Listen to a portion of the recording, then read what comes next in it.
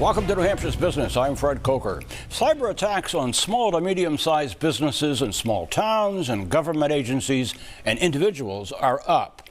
And the risks shot up during the pandemic due to more remote work. But adequate protections against such attacks are not up.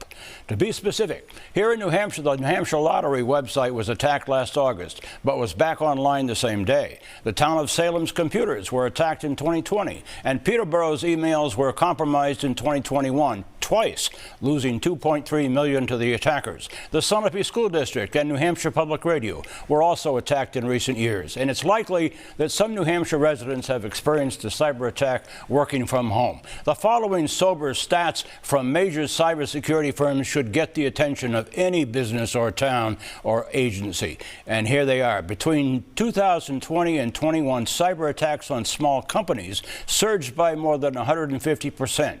Only 14% of small business owners are well prepared to protect themselves from attacks.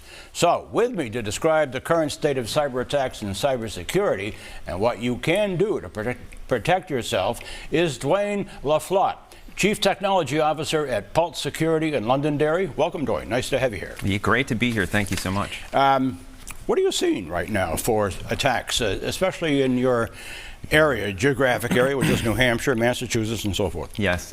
So honestly, the number one attack we see and the vector that we see nation states using all the way to cyber crime gangs is phishing. It's email. It's manipulating people over sending them an email, getting them to click on something, and then walk through a process to either get on their computers or steal financial information. Yeah, and passwords. Do they need? I mean, my password is short. Should it be longer? Oh yeah. I'll give you a tip. And longer passwords are better than more complex. So if you can do a 20-character password, wow, as opposed to a really complex 12-character password, right, it's going to be much more secure for you and the organization. Now we depend on Microsoft and others to make patches. Yeah. Do they work all the time? So that's a great question. I'd say about 10 years ago, if you were in the IT world, you always were leery about applying patches because you wanted to see if there was going to break something. Nowadays, you can't afford that. As soon as a patch comes out, generally they're fixing critical issues. You should apply them, and I tell customers automatically have them applied, so you don't have to worry about it. Just allow the systems to patch themselves. Well, you're Chief Technology Officer at Pulse Security in Londonderry, so you know this stuff pretty well.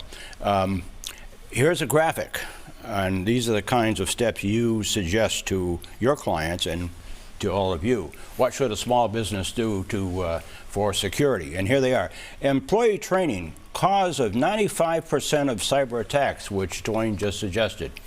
And updating and patch all devices, which we just talked about, to counter those threats.